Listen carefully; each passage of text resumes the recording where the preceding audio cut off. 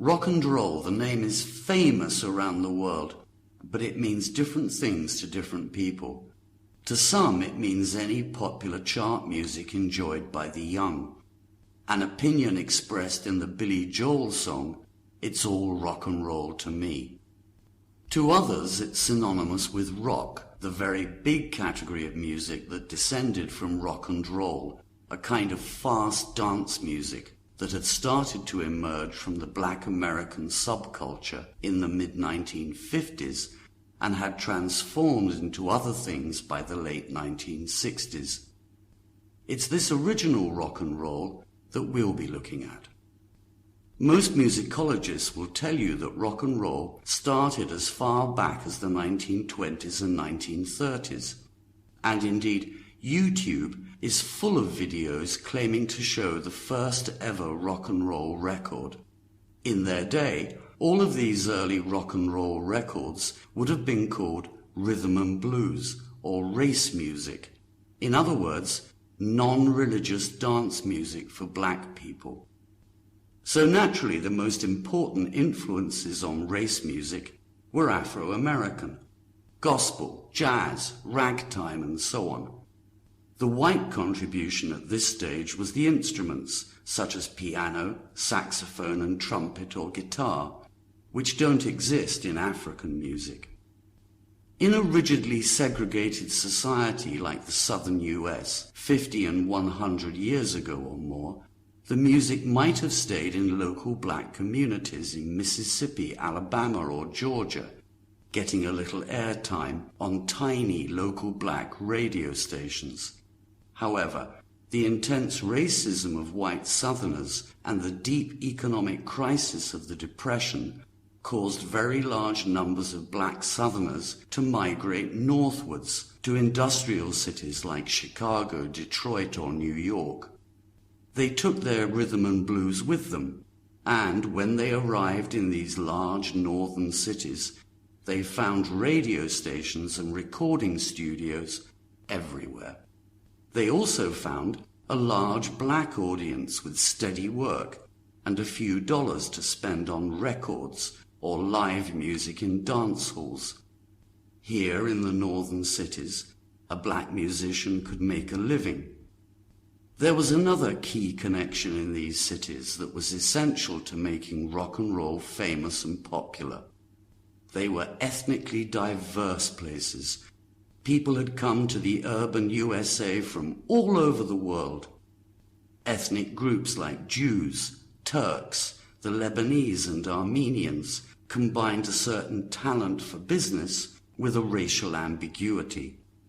In the America of the 1940s, a Turk might be able to walk freely around the black ghetto and gain the partial trust of black musicians in a way a fully white person could not.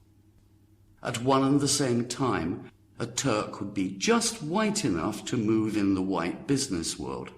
They could book a black band into the best whites-only concert halls or studios, or get them a good deal with a white-owned major record company. The great migration of blacks to the cities also put the rural black musicians in contact with white and Hispanic musicians.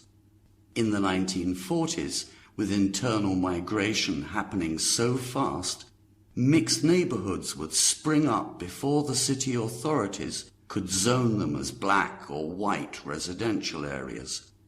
The rock and roll singer Elvis Presley grew up in just this kind of neighborhood in 1940s Memphis in Tennessee. By 1940, all the ingredients were in place, but it took the Second World War to spark rock and roll off. It was in the war years that some white DJs and music journalists first started using the term rock and roll. A little shocking at the time because it was black American slang for having sex. The war also took a lot of the young men away, and so big bands were hard to keep big, and dances generally had lower numbers than before. The new style bands would have just 6 or 7 players, and so they started to sing and play louder. which wasn't really necessary because new technology, like microphones, speakers, and electric guitars, was making the music much louder anyway. So was the volume button on radios and TVs. Any parent of teenagers could tell you, and teenagers were the target audience. The idea of a teenager was new at the time. Before the Second World War, you were either a child or you worked and so were an adult. Now there was a large sector of society in the US which continued studying to 18 or 22. They were young and energetic. They had plenty of free time, access to cars, and usually quite a bit of spending money. So many of them wanted to buy exciting black rock and roll records or go to mixed concerts. But most white American parents were far too racist at this time to be comfortable with this crossing of racial lines, particularly where the white girls were concerned. Many young white girls were in love with Elmore James. He had a beautiful voice and a handsome face, and he moved on stage like a tiger. But he was black, and he was not welcome in most white homes, even through the TV or record player. The solution came first with Bill Haley and the Comets, and then with Elvis Presley. Bill Haley and his band were all white, but they played hot, fast rock and roll music in the black way. Their big hit was Rock Around the Clock, 1954. It was a great song that did a lot to make the music more popular all over the world. The problem was that neither Bill Haley nor his musicians seemed to have any sex appeal. For Elvis Presley, this was not the problem at all.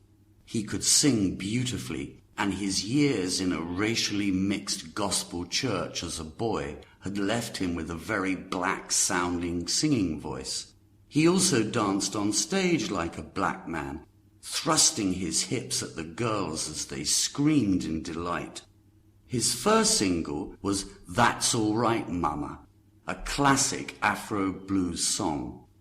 The B-side was Blue Moon of Kentucky, a white country and western favorite. Because both black and white music had been mixed on the same record, many radio stations in Memphis and other parts of the South would not give it airtime. They said it would encourage the mixing, social or sexual, of the races.